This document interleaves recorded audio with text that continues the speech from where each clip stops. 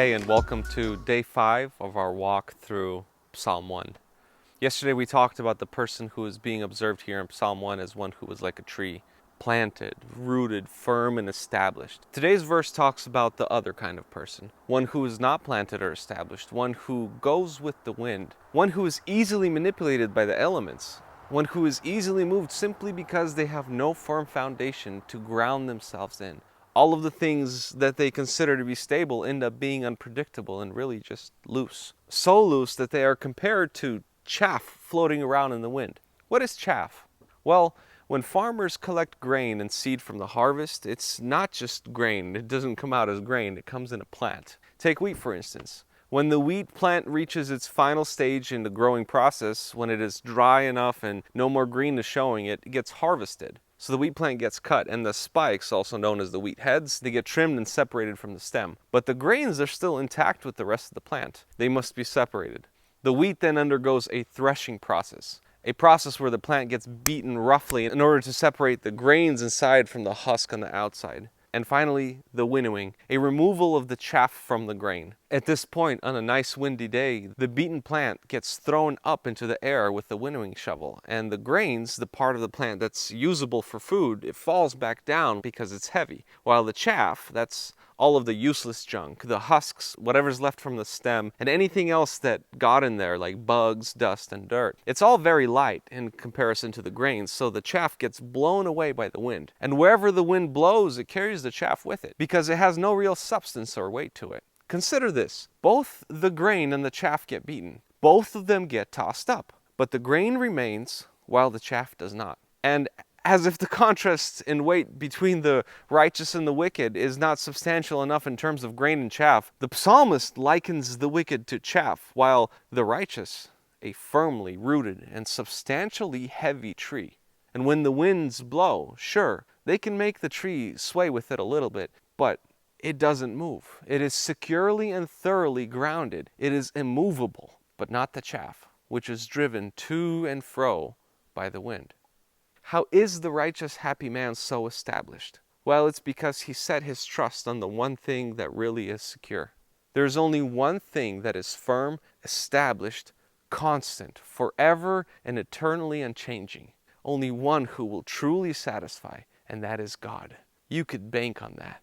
In the book of Ecclesiastes, Solomon retells us of his unique experience where he used the wisdom and the riches at his disposal to search out, examine, and explore all that is done by mankind under heaven. He comes to a definitive conclusion. It is all a chasing after the wind. It is all worthless and meaningless in itself because it is short-lived and not eternally fulfilling. Interestingly enough, it was Solomon who wrote the following words: "Trust in the Lord with all your heart, and lean not on your own understanding. In all your ways acknowledge him, and he shall direct your paths." Here Solomon describes trust as a leaning upon something. He says, trust in God, lean on him, trust not in yourself, lean not on your own understanding. To trust is to lean, laying the entire weight of your existence upon something or someone. Today, many are leaning on or relying upon different things. But my question to you is this: is what you are leaning on reliable? Is it strong enough to support your eternal existence, and can it truly satisfy? Is it constant and unchanging, or does it shift, and with it you shift as well? Will it be there tomorrow? Of course, some of you may be saying to yourself, I don't rely upon anything in particular. I'm safe from these issues that you're bringing up. I'm here to tell you that we all lean upon something. We can't even exist without putting our trust in one thing or another. Maybe you will ask, how do I know what it is I'm leaning upon? How do I know what it is I'm relying upon? Well, I think it's actually quite simple. I believe both scripturally and logically that reliance is revealed in our lives in the things that we pursue, because we believe that our pursuit will bring us fulfillment and satisfaction. Just like we saw in verse 2 of Psalm 1, the blessed man pursued the Lord's instruction. He did so entirely with all of his existence, meditating upon it day and night.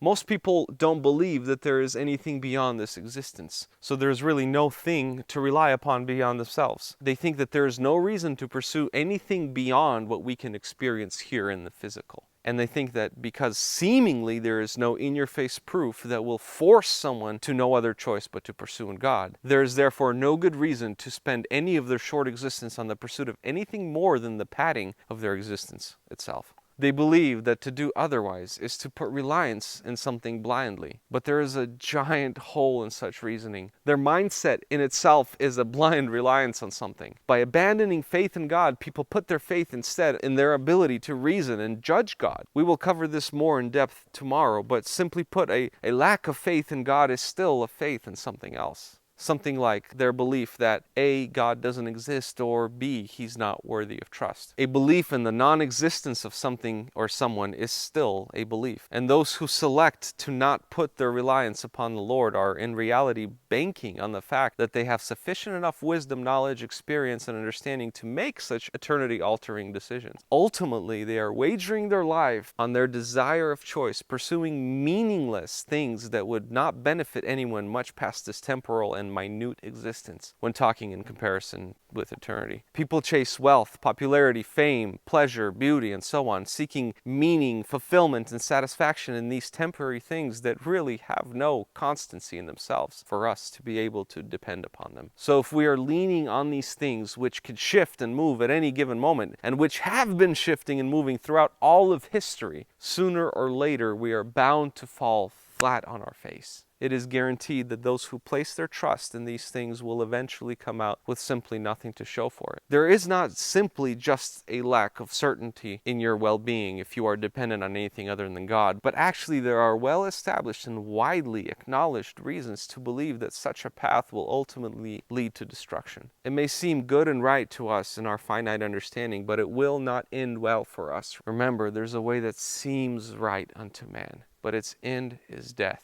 Only when leaning on God's unchanging qualities will we be firmly established and thoroughly satisfied and not easily moved by the circumstances, conditions, and the never-ceasing and seemingly increasing volume of differing voices and opinions of the temporary physical elements of our current and quite limited experience. C.S. Lewis, a once hardened atheist who turned Christian, in his book Mere Christianity, says that creatures are not born with desires unless satisfaction for those desires exists. A baby feels hunger, well, there is such a thing as food. A duckling wants to swim, well, there is such a thing as water. Men feel sexual desire, well, there is such a thing as sex. If I find in myself a desire which no experience in this world can satisfy, the most probable explanation is that I was made for another world. If none of my earthly pleasures satisfy it, that does not prove that the universe is a fraud. Probably earthly pleasures were never meant to satisfy it, but only to arouse it, to suggest the real thing. If that is so, I must take care, on the one hand, never to despise or be unthankful for those earthly blessings, and on the other, never to mistake them for the something else of which they are only a kind of a copy, or echo, or mirage. I must keep alive in myself the desire for my true country, which I shall not find till after death. I must never let it get snowed under or turned aside. I must make it the main object of life to press on to that other country, and to help others do the same. In another one of his works, The Weight of Glory, he writes, quote, "It would seem that our Lord finds our desires not too strong, but too weak. We are half-hearted creatures fooling about with drink and sex and ambition when infinite joy is offered to us. Like an ignorant child who wants to go on making mud pies in a slum because he cannot imagine what is meant by the offer of a holiday at the sea. We are far too easily pleased." End quote. Blaise Pascal, a French mathematician, physicist, inventor, writer, and later in his life a Catholic theologian, an agnostic turned Christian, likened the pursuit of anything besides God to an attempt to fill a bottomless pit. He said, quote, "What else does this craving and this helplessness proclaim but that there was once in man a true happiness, of which all that now remains is an empty print and trace? This he tries in vain to fill with everything around him, seeking in things that are not there, the help he cannot find in those that are, though none can help, since this infinite abyss can be filled only with an infinite and immutable object. In other words, by God Himself." End quote. The problem is not that we can't seem to satisfy ourselves. The problem is that we lie to ourselves, that we can find satisfaction in anything less than God. And what a lie that is. In our pursuit of the things of this world, when they don't meet our criteria for satisfaction, we crank it up to the next level, always trying to increase the dosage. Paul says in Ephesians 4:19 that those who turn from pursuing God become callous and give themselves over to promiscuity for the practice of every kind of impurity, with a desire for more and more. That's what addictions are. People pursuing satisfaction in those things that were never meant to bring them satisfaction. And the end result of that is an ever-increasing dissatisfaction and a desire for more and more. Take sex, for instance. Although it is an amazing gift from God that was designed to be experienced between a man and his wife in the context of marriage, it was never meant to be our primary means for satisfaction.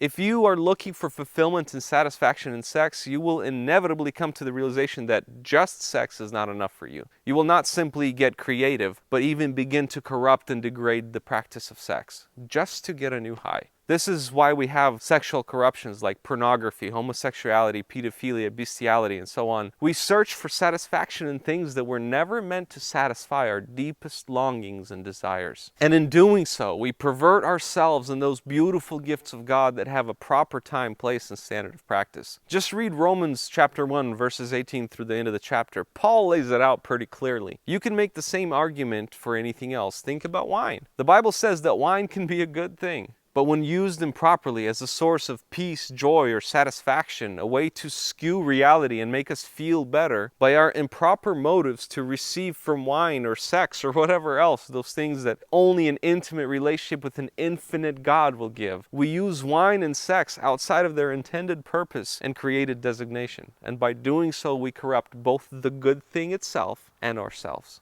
It is not only impossible to find true fulfillment in anything outside of God, it is also incredibly destructive. For by doing so, we pervert and destroy both ourselves and the world around us. We are not made to be satisfied by anything less than an infinite God. And if you are pursuing anything in your life besides the God of the universe, you are selling yourself short.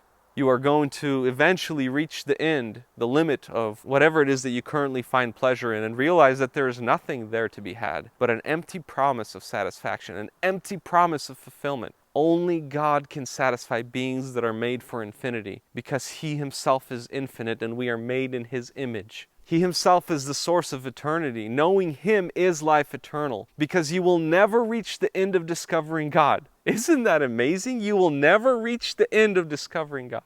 There will forever be an infinite amount of discoveries to be made and to take in. The moment that you reach some kind of beautiful revelation, you take it in and enjoy it, and yet you know that this God has so much more for you to discover and delight in. Don't pursue worthless and weightless things. Don't chase the wind. You will never catch it.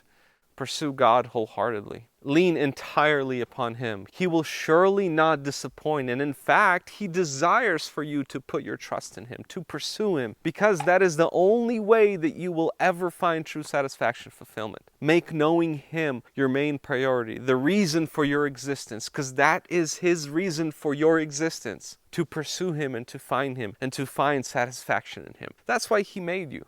Pursue Him today.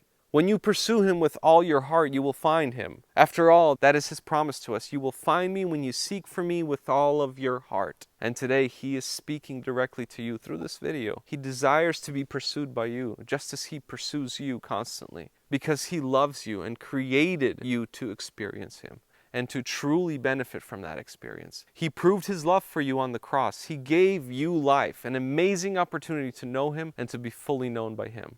This is my challenge to you today. Examine your life. Check to see what it is you are pursuing. Are you pursuing truth? Are you pursuing God? Or are you pursuing things that are not trustworthy? What are you trying to find your satisfaction in? And ultimately, will you find that pursuit to be truly satisfying? What you are pursuing is what you are wagering your life upon. Those are the things that you consider worthy of your time and of your life. You are wagering your existence and, most importantly, the state of your eternal future. We view prudency as a valuable asset in pursuit, but are we thinking far enough ahead? Are we being prudent in light of eternal matters, or just our short-lived existence here and now? My challenge to you is to logically test those things that you are wagering your life on and to permanently eliminate all those things that are not firm from your trustworthy list. Eliminate everything that does not lead you towards or help you in your pursuit of the one thing that is eternally permanent and eternally satisfying, God Himself.